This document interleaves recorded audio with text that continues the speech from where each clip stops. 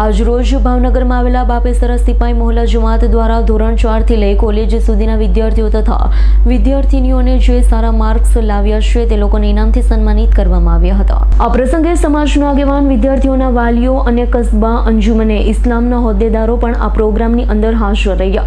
પ્રોગ્રામની દર્શ લેવાની જરૂર છે કે તમામ મુસ્લિમ સમાજની જમાતોમાં આવા ઈના વિતરણ પ્રોગ્રામ થવા જોઈએ અને બાપેસરા મોહલ્લા સિપાઈ જમાત જે પ્રેરણાદાયી રીતે આ પ્રોગ્રામ કર્યા તેવી રીતે આવનાર સમયમાં તમામ સમાજના તેજસ્વી વિદ્યાર્થીઓને ઇનામ વિતરણનો પ્રોગ્રામ કરાવવામાં આવે।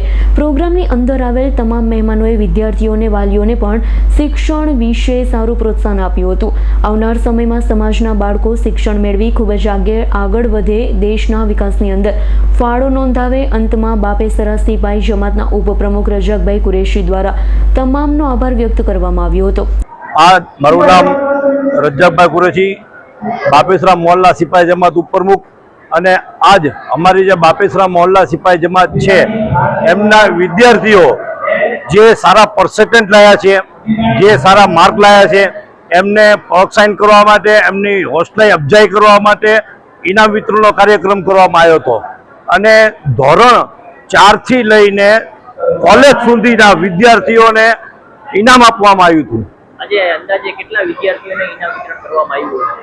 ધોરણ 4 થી લઈને કોલેજ સુધીના વિદ્યાર્થીઓ એટલે લગભગ 200 થી 205 સુધીના વિદ્યાર્થીઓને ઇનામ આપવામાં આવ્યું હતું। અને રજાકભાઈ, વાત કરવામાં મોહલ્લા સિપાઈ જમાત વર્ષ દરમિયાન કેવા કામ કરતું હોય છે?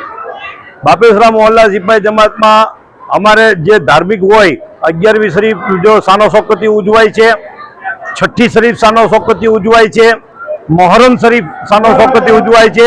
ત્યારબાદ જે શિક્ષણને લઈને ઇનામ વિતરણ હોય, જે ચશ્માના કેમ્પો હોય, બ્લડ કેમ્પો હોય, આવા બધી પ્રવૃત્તિઓ બાપેસરા સિપાઈ જમાત કરતી હોય છે।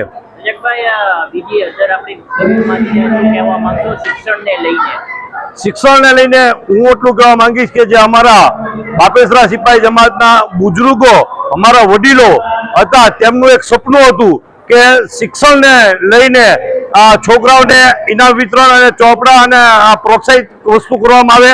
તો આજે અમે અમારા વડીલો, અમારા બુજુર્ગોને એનું સપનું સાકાર કરી રહ્યા છીએ। અને આ પ્રોગ્રામમાં કેવા કેવા મહાનુભાવોને આમંત્રિત કરવામાં આવ્યા? આ પ્રોગ્રામમાં કસ્બા અંજુમને ઇસ્લામના પ્રમુખ, આજુબાજુમાં જેટલી જમાતો છે એમના પ્રમુખ, જે સારા સારા વકીલો છે, એન્જિનિયરો છે, શિક્ષકો છે, એ લોકોને બધાને આમંત્રિત કરવામાં આવ્યા હતા। ઇરફાન સોલંકીનો રિપોર્ટ, S9 ન્યૂઝ, ભાવનગર। અમારી તમામ માહિતીથી અપડેટ રહેવા માટે જોડાયેલા રહો S9 ન્યૂઝ સાથે।